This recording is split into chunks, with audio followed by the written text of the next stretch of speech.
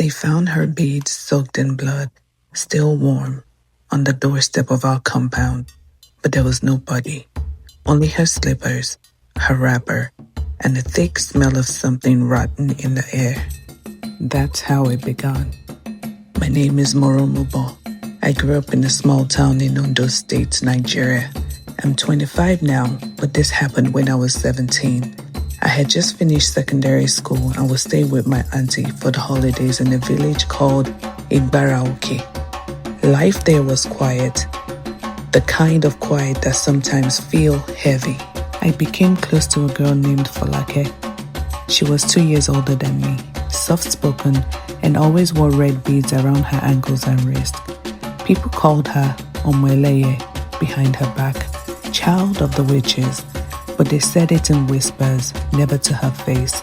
I never believed it. She was kind to me.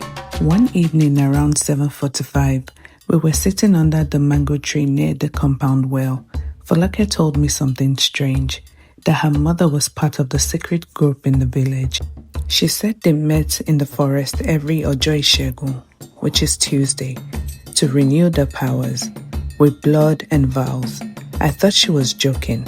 I laughed, but she didn't. She looked at me and said, "If anything happens to me, check under the wooden floorboard in our hut. You'll find the truth." I was confused. I asked her why she was telling me. She just shook her head and said, "Some beads carry promises. If they break, the blood must speak." That was the last night I saw her. The next morning, the entire village was shaken. Her mother was wailing in the front yard, but it didn't feel real. Her cries were too loud, too dramatic. The chief guard came. They found Folake's wrapper neatly folded beside the doorstep. Her red beads were soaked in fresh blood, but there was no injury, no body, and no trace. Only the smell. It was thick and sour, like old palm oil and death. I remembered what she had told me. So that afternoon, while the adults were still busy with the chief's questioning, I snuck into their hut. The floorboard creaked. I opened one up and found a small black calabash filled with red liquid, feathers, broken beads, and a torn piece of school uniform. There was also a small clear figurine tied with her hair. I took it and ran. When I showed my auntie, she slapped me hard.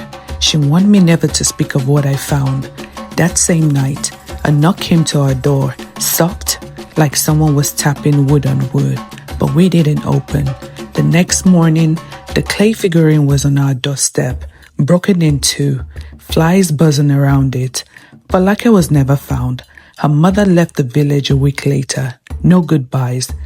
To this day, I still hear that knocking sometimes, always on a Tuesday.